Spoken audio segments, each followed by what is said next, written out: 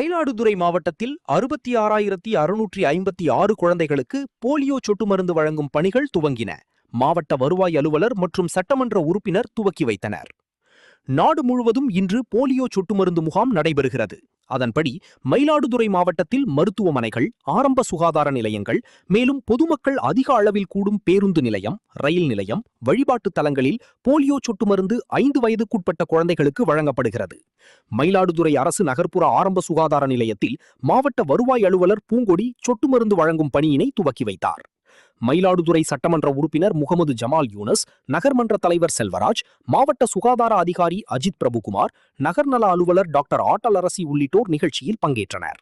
இன்று சொட்டு மருந்து போடுவதில் விடுபட்ட குழந்தைகளுக்கு நாளை முதல் வீடு வீடாக சென்று சொட்டு மருந்து வழங்கப்படும் என அதிகாரிகள் தெரிவித்தனர்.